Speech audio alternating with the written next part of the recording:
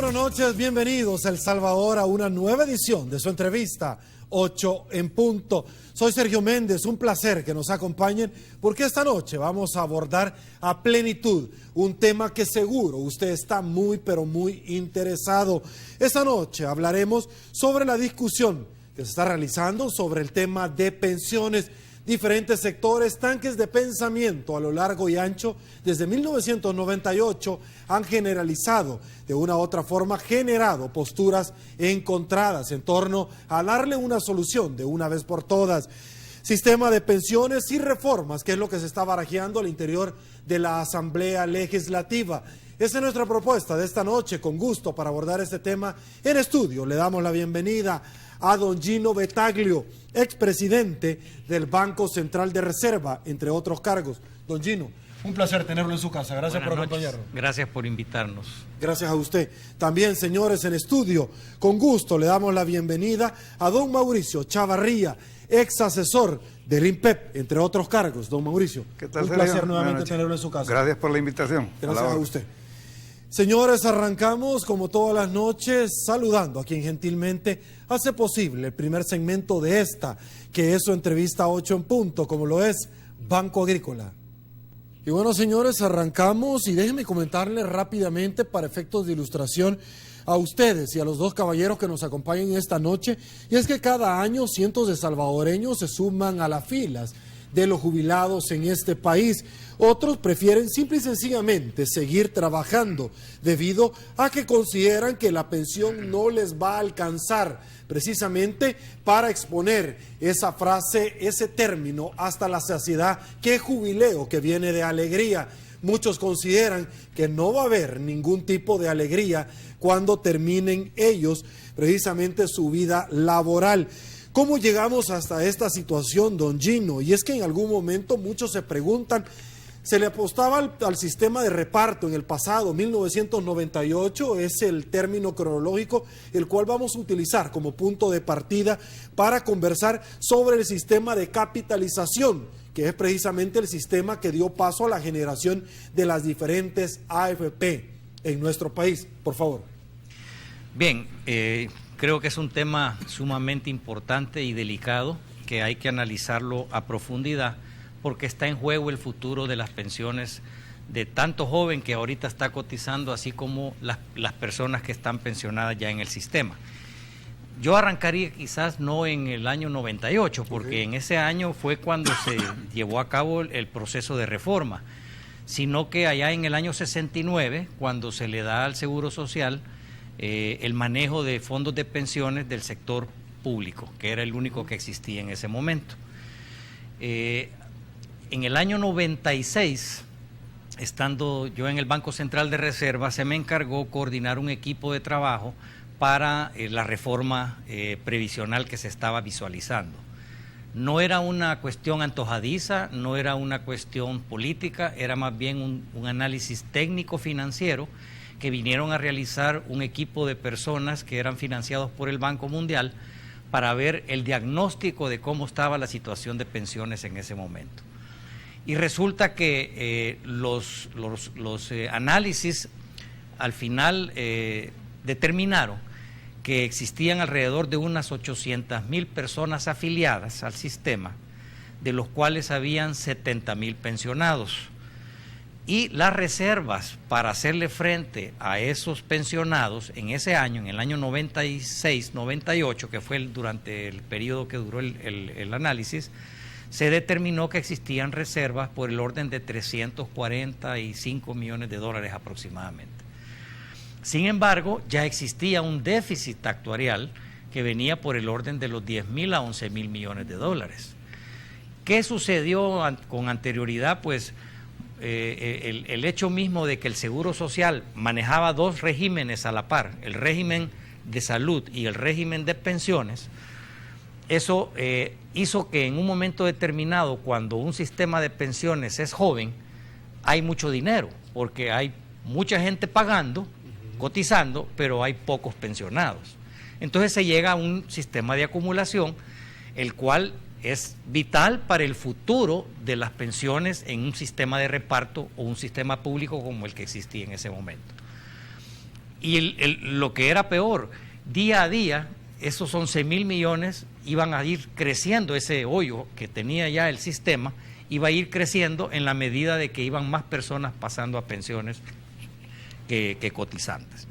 Es así como entonces se toma la decisión, dijera yo, técnica financiera de utilizar sistema de capitalización individual. ¿Qué es esto? Es simplemente que el trabajador cotiza a una asociación, a un fondo de pensiones que es totalmente blindado y es totalmente diferente al administrador, que en este caso son las AFPs, las administradoras, pero que estos fondos son intocables, son blindados. Y entonces de esa manera, ¿qué se pretendía? Era parar ese sangramiento, esa hemorragia que había dentro del sistema de reparto, transparentar la cantidad que existía en ese momento de esos 11.000 millones y dejarlos fijos para que los gobiernos futuros, cualquier gobierno que sea, tuviera la oportunidad de poder buscar financiamientos adecuados para poder pagar esos 11.000 que son las pensiones que se estarían pagando a todos los que quedaron en el sistema anterior. En el sistema, en la transición del sistema de reparto al de capitalización, hubieron unos que obligadamente tenían que quedarse en el sistema de reparto por cuanto estaban muy cercanos a llegar a la edad de jubilación. Y luego hubo lo que le llamaron los optados, que fueron los que tenían de 36 a 50 años, que optaban por quedarse o pasarse al nuevo. Y los obligados, que fueron todos los menores de 36 años que tenían que quedar con las AFPs.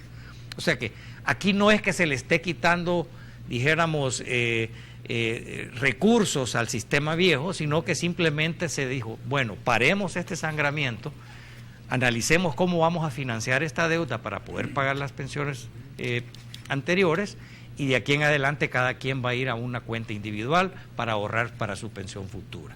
Perfecto. Don Gino, antes de darle paso a don Mauricio, yo no es que esté buscando quiénes son los responsables, pero igual ya lo dije, sí estoy buscando quién fue el responsable. Y es que en alguna medida yo recuerdo que nos dijeron que el INPEP estaba quebrado, que era insostenible, que había que buscar un sistema mucho más vigoroso para salir adelante y que el día de mañana el término jubileo, que viene de alegría, se viviera a la perfección en todo su amplio esplendor. Desde 1998 a la fecha vemos que eso no va a ser posible, y es que usted obviamente nos lo ha explicado muy bien, donde se ha venido tomando plata de nuestros fondos. ¿Quién nos puede garantizar que la fórmula maravillosa va a llegar de una vez por todas? Bueno, aquí hay como le explicaba, pues se utilizaban recursos de los trabajadores para financiar otros proyectos de los gobiernos, llámese salud, educación o los que fueran los que estaban deficitarios dentro del presupuesto. Entonces, yo creo que al final lo importante es poder determinar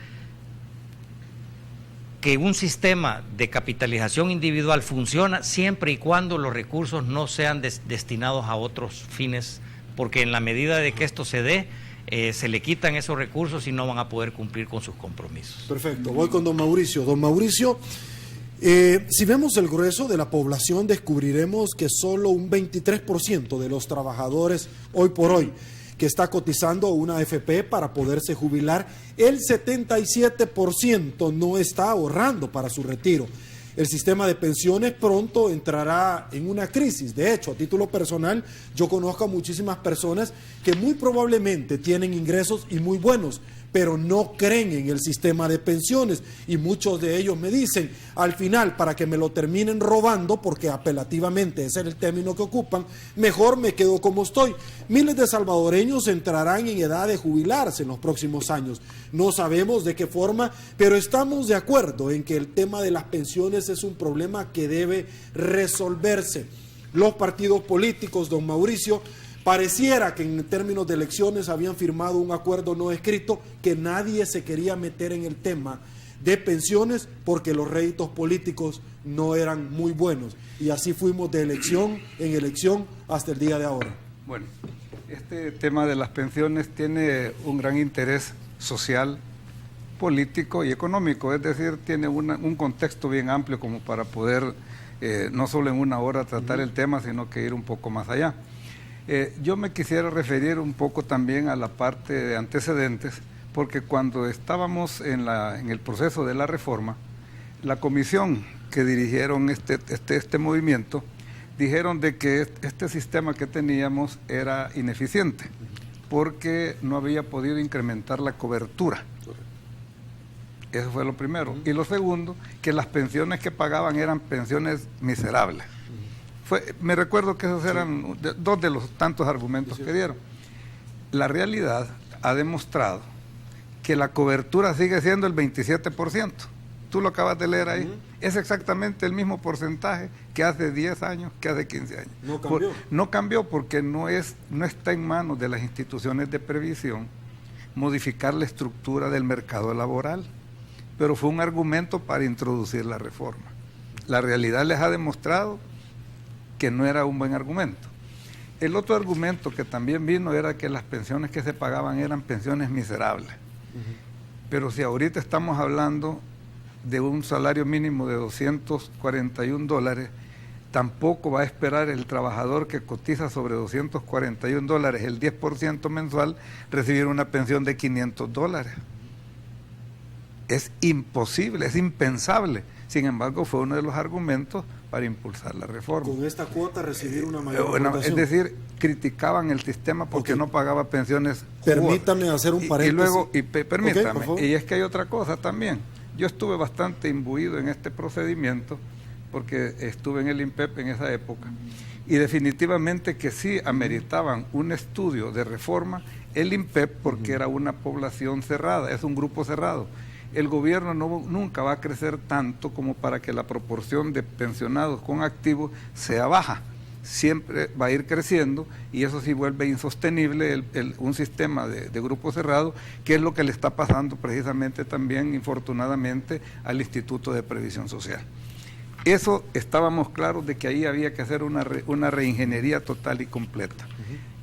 En el caso del Seguro Social, ya tenía 12, 13 años de estar funcionando el sistema y en ese momento estaban cotizando, si no me equivoco, el 3% era la tasa de cotización. Por razones políticas, nunca se le quiso dar el impulso a los siguientes escalones de prima. Eso le hubieran dado reservas al Seguro Social mucho más arriba de los 300 millones que encontraron. Pero resulta que políticamente era inaceptable de ponerle un medio punto o un punto y medio al trabajador y 2 puntos o 2 puntos y medio adicionales a la empresa, no, porque en ese sentido así funciona la prima escalonada. Y en ese sentido, siempre, esta ha sido una discusión técnica y con mi buen amigo, somos amigos de años con Gino, yo siempre le he cuestionado la afirmación de que este es un sistema de reparto, y no es así. El sistema de reparto es simplemente la derrama de obligaciones en una masa, se saca un porcentaje y se paga. La prima escalonada no, la prima escalonada comienza con escalones bajos, acumula una reserva, se sube el escalón, sigue acumulando reserva y es una acumulación bastante lenta. La capitalización es más rápida y es acelerada. Ahora, solo cierro para decirle, el sistema de prima escalonada se implementó en 1950 y era propio para los países en desarrollo porque tenían deficiencias graves en varios aspectos. Uno, las condiciones económicas de la población no permitían tasas altas de cotización. Segundo, la economía estaba en proceso de desarrollo y por lo tanto iba a haber crecimiento económico e iba a haber un crecimiento en la recaudación. Entonces eran adecuadas, y luego los mercados de capitales. Aquí hay un estudio, hubo un estudio, y voy a mencionar el nombre, Orlando Martínez Orellana, creo que era ecuatoriano, si no me equivoco, peruano, donde advirtió que uno de los problemas que iba a haber con este sistema de capitalización era que el mercado de valores de capitales del país no tenía todo el instrumental que le permitiera crecer, desarrollarse y generar la rentabilidad que se requiere precisamente para los fondos de capitalización. Porque aquí hay dos sistemas. El que se tenía en el Seguro del Social y en el INPEP se llamaba de beneficios definidos. ¿Qué significa? Que decíamos, miren, a los 60 años y con 30 años de cotización usted tendrá derecho al 40% de su salario básico regulador, más el 1% por cada año en exceso de tal cosa. Ese es definir un beneficio. Lo que no conoce usted es cuánto va a ir cotizando en el tiempo para poder alcanzar ese beneficio. Ahora, ¿qué resulta? Hoy tenemos el otro sistema. El otro sistema es de cotización definida. Hoy cotizamos el 13%. Pero ¿cuál es el beneficio que se va a recibir? Ese no se sabe, porque depende de la capitalización que se le asigne al fondo, y esa es una de las preocupaciones que han tenido las AFP, válido por cierto, porque su capitalización ha sido del 1% en los últimos 4 años, y definitivamente nadie va a esperar una gran pensión, aunque el sistema sea de capitalización, con esa rentabilidad no va a tener una buena pensión. Tengo una pregunta para eso. Lástima que me están pidiendo la pausa comercial, porque usted me decía, era imposible que alguien tenga una aportación pequeña y una rentabilidad mayor. Vengo después con esa pregunta. Pausa, señores, volvemos.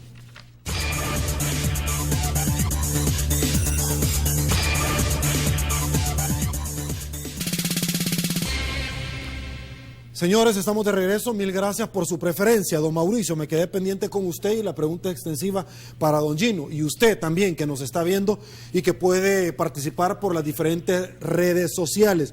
Don Mauricio, el chiste, podríamos decir, que el tema es que usted pueda hacer una aportación que no le venga a quebrar su presupuesto, siendo una persona activamente, laboralmente hablando, pero que el día de mañana, con la rentabilidad que las AFP le están generando dentro de su cuenta de ahorro y adicionalmente con todas las inversiones que se ha tenido.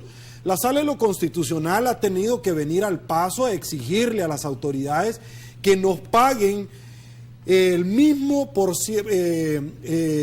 interés a cada uno de los cotizantes cada vez que agarran la plata, de la misma forma en que colocan un empréstito y lo adquieren internacionalmente.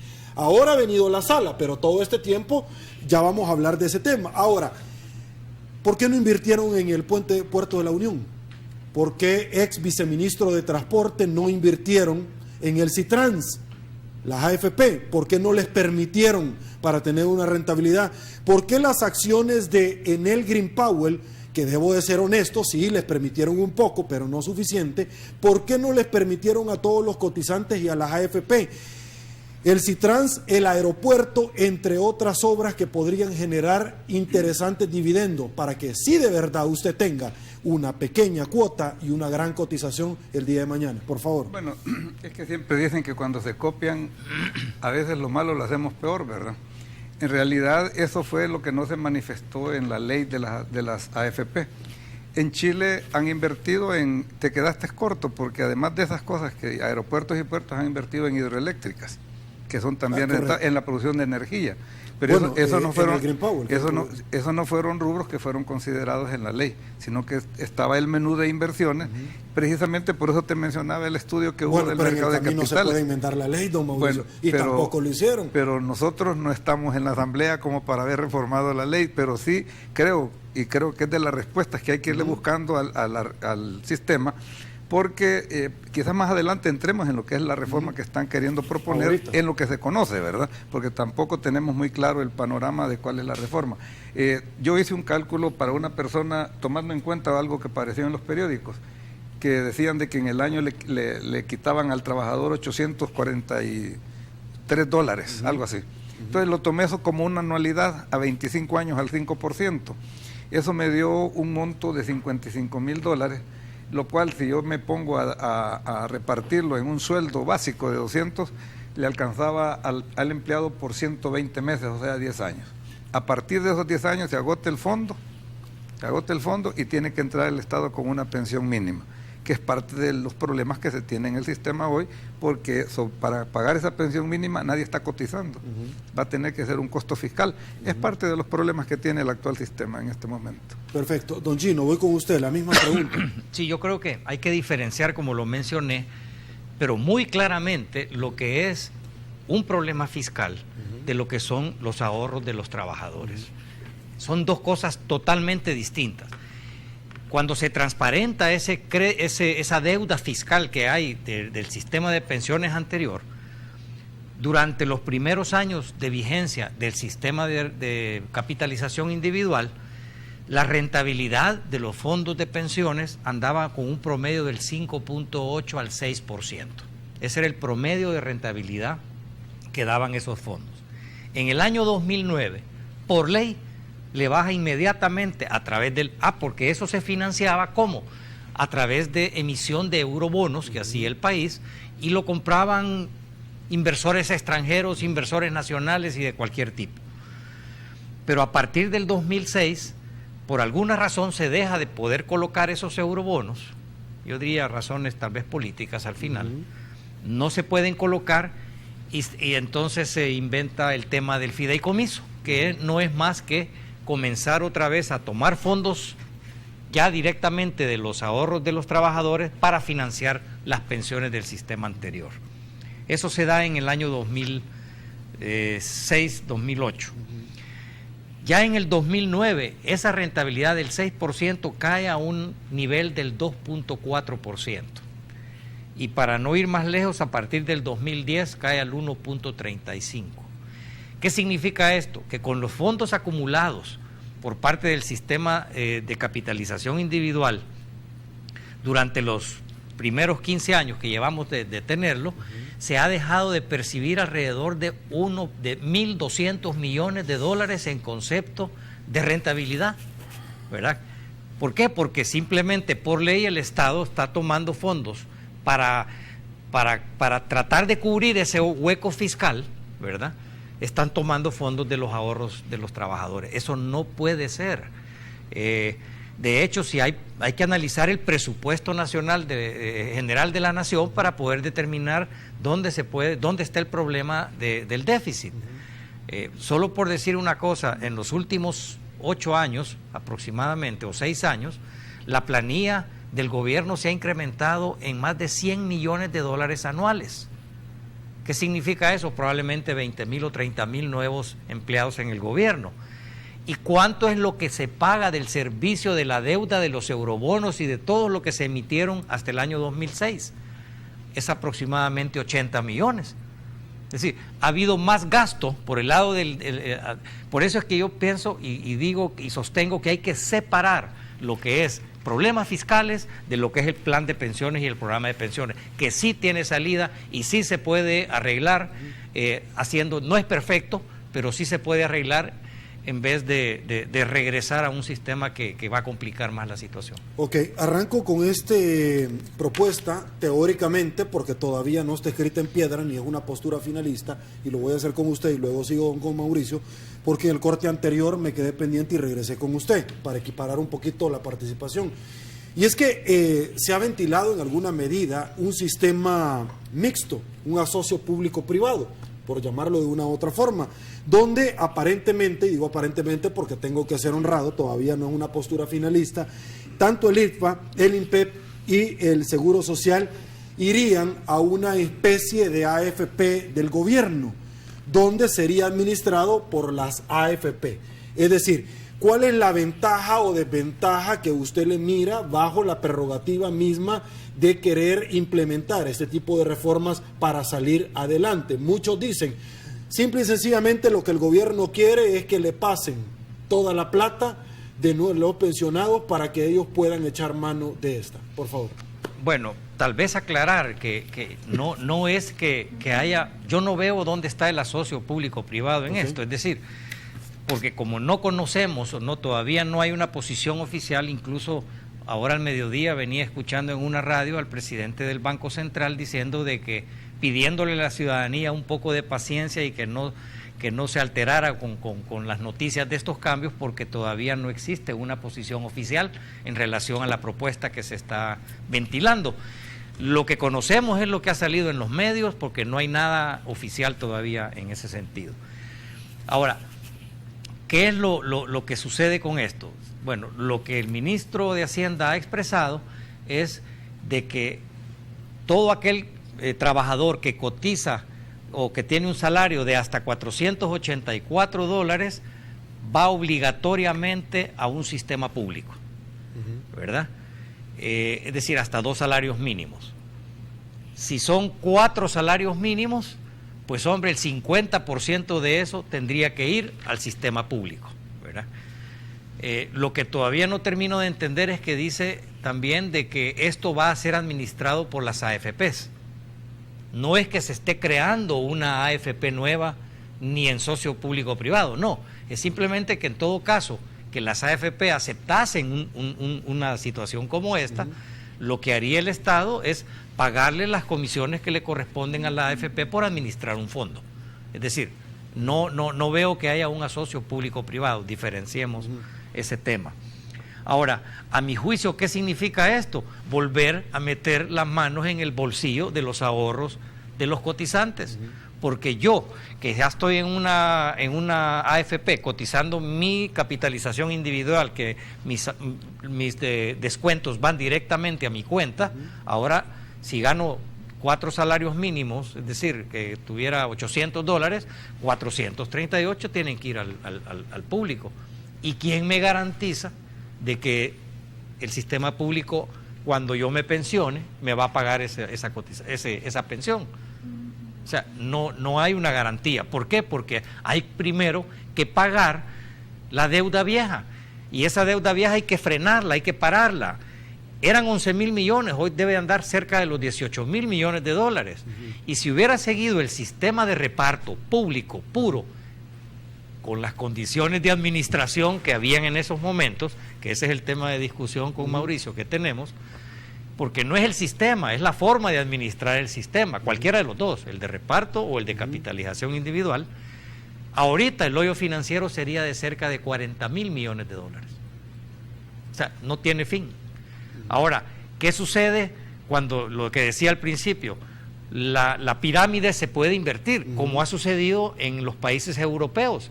Porque la gente joven ya ni quiere tener muchos hijos porque cuesta un montón de plata mantenerlos durante toda la vida.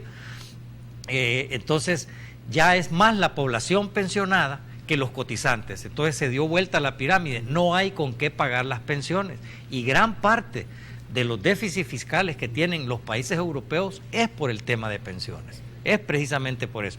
Grecia fue un caso espectacular, porque usted se retiraba a los 45 años, podía tener ya su pensión, ¿verdad? Ahora, ¿qué sucede? Miren en la situación en que están, ¿verdad? Entonces yo creo que cualquier reforma que se debe hacer, en primer lugar debe ser bien técnicamente analizada, bien técnicamente revisada, involucrando a los diferentes sectores, ¿verdad? Para poder ver. Hay propuestas y hay formas de cómo hacerlo. Simplemente, y tal vez eso lo podemos tocar más adelante, que sería cuáles serían las posibles soluciones a un problema como el que estamos entrando en este momento. Perfecto, don Mauricio, voy con usted. Bueno, mire, yo pienso que hay que aclarar conceptos también para ubicar a quienes nos están escuchando. Sistema mixto no es esto que están proponiendo. Cuando se habla de un sistema mixto es cuando usted está trasladándose de un sistema de financiamiento existente y le agrega otra forma. Me explico. Costa Rica tenía exactamente la caja igual que el Seguro Social nuestro. Igualito. Cotización de prima escalonada, beneficios y todo lo demás. Lo que hicieron fue reestructurar los beneficios que ofrecía la caja y autorizar la existencia y la operación de AFP. Funcionan dos sistemas paralelos: el del Estado, el obligatorio, y el de las AFP. Ese es un sistema mixto. Optativo. Y el optativo se divide en dos, porque está el ahorro como lo tenemos aquí en El Salvador, y está un adicional, que es voluntario. Es decir, podrían ser hasta 3 pilares, pero ese es el sistema mixto. Esto que estamos viendo ahorita, que yo no tengo pues nota técnica ni una... No, es que no la hay. No la hay, todavía. porque definitivamente hasta que no conozcamos, en primer lugar, qué tipo de beneficio están proponiendo. ¿Cómo van a pagar la pensión? ¿Qué tipo de pensión? Segundo, ¿cómo se va a financiar? ¿Cómo va a participar el trabajador y el patrono? ¿Cuáles van a ser las condiciones de administración? ¿Cuáles van a ser las condiciones de inversión? Todo eso hace falta por verlo, y creo de que tal como se escucha y se lee en los periódicos, lo único que se está viendo, y eso sí es de preocuparse, es trasladar esos fondos, 6, 7, 8 millones de que están capitalizados ya en las AFP, para ir pagando pensiones que están ahorita del Seguro Social y del INPEP vigentes, más las que van sucediendo, porque eso sí ya, pienso yo que violenta para comenzar los derechos adquiridos ya de los actuales cotizantes, porque si te han dado una cuenta individual y te dicen usted tiene ahorrado tanto, hoy no puede decirle mire, pero de eso le voy a quitar esto y lo voy a pasar para allá. Creo que va a haber mucha dificultad de tipo legal, que yo creo que el Ministerio de Hacienda debe de razonarlo y pensarlo muy bien antes de eso. Ahora, ¿qué es lo que buscan ellos? Mira, la reforma tenía un componente en costo fiscal de cerca de 20,000 millones de dólares. De eso están las pensiones vigentes, que ese es el que, como ya no tienen flujo, el ISSSTE y el INPEP, y tienen que pagarlas. Esos son 1.300 millones. Luego teníamos los certificados de traspaso, que es lo que mencionaba ayer, que hubo los de 36 años que se pasaron, les das un certificado de traspaso. Aparentemente, al regresar a lo que es el sistema, se ahorran ese certificado de traspaso. Y te digo aparentemente porque no tenemos un documento a la vista. Y luego también la garantía estatal de la pensión mínima, que es que cuando se agote el fondo, el Estado ocurre con una pensión mínima y quién está cotizando para eso. También ese es otro costo que aparentemente quieren eliminar de lo que es el costo fiscal. Ahora, y entrar. Don Mauricio, yo me voy a ir a una pausa, pero antes rápidamente, en la forma más breve, la versión más corta. Don Gino hablaba acerca de la pirámide, precisamente la gente que ya se había retirado y la gente que está económicamente activa. De pronto se invierte como le sucedió al ITFA, porque una gran cantidad de personas que quedaron lisiadas en el tiempo de la guerra, etcétera, etcétera. Yo le hago una pregunta a usted, para que usted se dirija a esta, que es su cámara. ¿Cómo usted trataría de convencer a la gente cuando la gente, a Sergio Méndez, su servidor, me dicen en la calle, no señores, y aquí Majano se llevó nuestra plata, aquí cualquiera que no ha metido la mano es porque no ha querido en las AFP? ¿Cómo le hace entender al comercio informal y a aquella gente que puede aportar y no lo hace para que lleguen a aportar a las AFP y que esa pirámide nuevamente se invierta para salir adelante? Bueno, es que ya han mezclado dos cosas, Sergio. En primer lugar, y qué bueno que lo mencionaste, porque eso fue también de los argumentos para hacer la reforma, y era que al final me quedé yo confundido. Siempre creemos de que tenemos una población joven, y todo el mundo hablamos que el 60% de la población de El Salvador es joven. O sea que no se ha invertido la pirámide, que nos preocupen que hay muchos pensionados sobreactivos. Aquí el problema es de orden económico, en cuanto que no hay crecimiento económico y no hay crecimiento en el empleo. Ese es un tema. Con respecto a lo otro, es la confianza. Ahora, ¿qué resulta? Cuando hay leyes y no las aplicás, o las aplicás discrecionalmente, lo que se pierde es la confianza. Ahora, perdón que lo interrumpa, porque lo que pasa es que estamos hablando del ITFA. Y el ITFA de verdad que la pirámide ya se invirtió. Yo te expliqué. Y como estamos hablando hipotéticamente de que las tres se van a ir al mismo Cuchubal. Hace 20 minutos yo te explicaba que lo que era el INPEP y el ITFA sí necesitaban una reingeniería porque eran grupos cerrados. No por inversión de pirámide, no. Es porque son grupos cerrados y no crecen infinitamente como para ir abasteciendo de cotizaciones y pagar más pensiones. Esos son grupos cerrados que necesitaban una reingeniería. Pero si me equivoco, por favor, corríjame. Como estamos hablando que el ITFA, el Seguro Social y el INPEP serían a un solo Cuchubal, los del INPEP subsidiarían o pagarían pensiones al ITFA, que ya dijeron, señores, hasta el 2016 hay plata. 1. Y 2, sí hay que aumentarle la edad y la cotización. ¿Es correcto eso? Es que si aumentas la edad, aumentas el periodo de cotización, lo que haces es ampliar las cosas, o sea, no solucionas muchas cosas. Pues sí, usted fue viceministro de Transporte. Es como que en lugar de hacer un paso de nivel sobre el Mano Lejano, tenga todo el mundo gastando gasolina y dando vuelta. Es lo mismo. No resuelve. Va. Bueno. Perfecto, voy a ir a una pausa, aguántame un ratito. Como trabajó en el viceministerio. Ahí trabajé, correcto. Pausa, volvemos.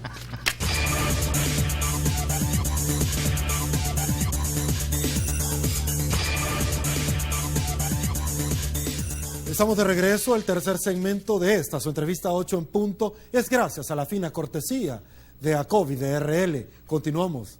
Somos una empresa que le brinda una amplia gama de servicios financieros competitivos. ACOVI de RL, su banco cooperativo de confianza. Y bueno, señores, ya expusimos en una forma muy sintética cuáles han sido en el pasado los yerros que se han cometido en torno al sistema de pensiones, ya sea en su momento del sistema de reparto o el sistema capitalización o ahorro individual, como otros le llaman. Ahora va la parte interesante, don Gino. No le vamos a pedir que nos asesore, pero si usted estuviera hoy por hoy como asesor, ¿cuál sería la salida a todos los males que podríamos darle a este tema? Bien, solo para profundizar un poquito en los males, como dicen, y como referencia de algunos datos, no son exactos, pero son bastante aproximados. En el sistema de pensiones públicos, llámese IS e INPEP, ambos, hay alrededor de 13,000 cotizantes aproximadamente, que aportan anualmente promedio de 8 o 9 millones de dólares al año. Y el sistema público está pagando cerca de 400 millones en pensiones, ¿verdad? O sea, para que dimensionemos por dónde anda la situación. O sea, para que terminemos bien la noche, nos está dando los datos. En el caso de las AFPs, o más bien de los fondos de pensiones privados o de capitalización individuales, se recaudan alrededor de 500 y algo millones al año, y se pagan pensiones por el orden de 400, o sea, ahí es superavitario todavía, ¿verdad? Ahora, ¿por qué insisto en que hay que diferenciar la parte fiscal de la parte de pensiones? Porque yo lo que he podido apreciar en relación a lo que ha salido públicamente, que ha manifestado el señor ministro de Hacienda en relación a esta propuesta de reforma, es que tiene más una visión fiscal que una visión de autosostenibilidad del sistema de capitalización individual. El sistema de capitalización, si usted le permite, entre otras cosas, porque esta es una serie de medidas importantes que hay que tomar, que no solamente es ver la parte fiscal, sino también ver cómo se puede financiar esa deuda a largo plazo para poder cubrir las pensiones del sistema anterior. Y eso tiene que ver mucho de lo que mencionaba Mauricio en relación a la confianza de los inversionistas, en relación al crecimiento económico del país, que puede ir generando los recursos para repagar esa deuda que se adquiriría independientemente de los fondos de pensiones, para no tocar los ahorros del público. Entonces, si nosotros permitimos de que el 100% de los recursos captados, fíjese que ahorita las AFP en 15 años o 17 años que llevamos han recaudado cerca de 8.200 millones de dólares. De esos 8.200 millones de dólares, casi la mitad, o tal vez un poco más, si me corrija Mauricio que estuvo haciendo esos números, casi la mitad está a una tasa de interés del 1%, 1.4%. Es decir, son los certificados de inversión previsionales que fueron emitidos, ¿verdad? Y que están ahí. Entonces, una de las medidas es permitir que se puedan hacer las inversiones, tanto locales como extranjeras, que se amplíe la gama de inversiones que puedan hacer los fondos de inversión para generar suficiente rentabilidad, entre una de las cosas. Ok, don Mauricio, ¿usted qué propone? Bueno, en primer lugar, analizar bien los impactos que va a tener una reforma. Pero para empezar, conocer en qué consiste la reforma, porque ahorita no se conoce a exactitud, pero sí creo que todos estamos de acuerdo en que una medida que trate de sacar de los fondos de pensiones X cantidad para gasto de pago de pensiones, que viene a ser como un gasto corriente, creo que eso es, a todas luces, es inaceptable. Pienso de que el señor ministro de Hacienda debería de reenfocar esta cuestión, porque hasta el momento, y en eso hemos coincidido porque hemos hecho grupos de trabajo, llegamos siempre a la conclusión de que es una medida meramente fiscal, que ante la imposibilidad de prestar más fondos, están recurriendo a los fondos de pensiones. Así que esperemos que haya más claridad y ojalá pues que el público siga atento a este debate, ¿verdad? Y seguro que está atento porque saludamos a la Caja de Crédito de Colón y lo saludamos a usted porque es parte activa. Esta, como todas las noches, de la participación ciudadana, por supuesto, a través de nuestras redes en 8 en punto. Calabazo, muchísimas gracias por su participación. Entonces, ¿por qué cuando se le termine el ahorro al pensionado, el Estado se solidario y le carga una responsabilidad al mismo? Joseti Solórzano, muchísimas gracias. Si me termino los ahorros en la AFP, trasladarán inmediatamente al INPEP lo que coticé antes del 2008. Pregunta Milito Toñito. Solo hagamos cuenta de cuántos millones ha dejado de pagar el gobierno anualmente a nuestro dinero y hoy quieren apropiarse totalmente de nuestro dinero. Milito Toñito sigue participando, gracias. Con las políticas del gobierno a las AFP despidieron el 50% de sus empleados, ya que les quitaron el 1% de comisiones, planilla a los empleados. Elías Peraza, el que el Estado resuelve el problema fiscal con la reforma fiscal integral y que dejen de gastarse los ahorros de nuestros trabajadores. Muchísimas gracias, una gran cantidad de participación, sin lugar a dudas. Don Gino, por efectos de tiempo, por favor, coménteme. Me gustó ese de ¿Cuál? No permanecer en la playa de Mahahual, dice. Fue la última para que no vayan a agarrar y se vayan a ir a gastar los ahorros. Es decir, para terminar de ayudarles a la AFP, por favor. Sí, bueno, insisto, permitir que las AFP puedan invertir. Yo quisiera hacer claridad en que porque se habla mucho de que puedan invertir en el extranjero y acá. Es decir, que se revise la legislación que les permite. Yo recuerdo en el Banco Central nosotros teníamos una política de inversión de las reservas internacionales, porque claro, rentabilidad tiene que ver con riesgo, ¿verdad? A mayor rentabilidad, mayor riesgo, pero se pueden buscar fórmulas para que sean seguras las inversiones y tengan una rentabilidad muy por encima, 5 veces más por encima de lo que actualmente tiene. De hecho, la titularización que realizamos en la alcaldía de San Salvador hace poco, de 20 millones de dólares, las AFPs compraron 14 y la rentabilidad que se les estaba dando era del 5.85%. Mayor al que le estaba pagando el gobierno. El gobierno les está pagando el 1 y pico, que tienen que corregirlo en base a las resoluciones de la Corte Suprema de Justicia. Ok, don Mauricio, dice don Gino, mire, hagamos las reformas correspondientes para que puedan invertir las AFP aquí o en el extranjero. Mire, don Mauricio, si los diputados se ponen de acuerdo rápidamente para irse hacer puente o aumentarse el sueldo, ¿cómo es posible que no se puedan poner de acuerdo para esto? Bueno, y no ahorita, en el pasado. Yo pienso de que mientras se le dé el tinte político a esta discusión, creo que ahí va a estar un estir y encoge. Yo creo que hay que ver esta reforma, como decía el licenciado Betaglio, ya con miras al beneficio del trabajador, a no despilfarrar los ahorros, a hacer un buen uso de los fondos y que definitivamente se mantenga el plan de pensiones de jubilación, como tú dices, que sea jubileo, que sea alegría y que no sea de preocupación para una gente que está ahí. Y para responderle a una señorita que escribió algo de los que cotizó al INPEP, recuérdese que está el certificado de traspaso, que ese es el que refleja el derecho adquirido con el sistema anterior. Bueno, o sea que un amigo me decía, pierde, mira, hoy se desea más la muerte que jubilarse, decía un amigo televidente. Bueno, era más alegre. Depende de quién esté a la par, digo yo. Allá te habla. Pausa, volvemos.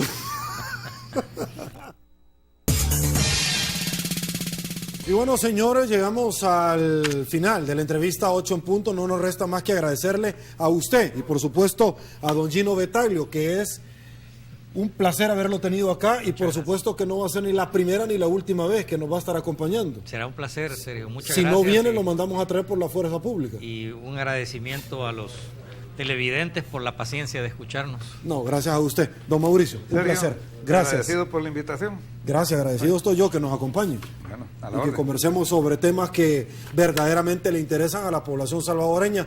Señores, llegamos al final de su entrevista 8 en punto. Soy Sergio Méndez. Hoy miércoles 16 de septiembre del 2015. Así están las cosas hoy por hoy en nuestro país. Si le gustó la entrevista, coméntela mañana. Pase muy buenas noches. Será hasta el día de mañana. Y una vez más, señores, que Dios Todopoderoso, que el Señor nos bendiga a todos.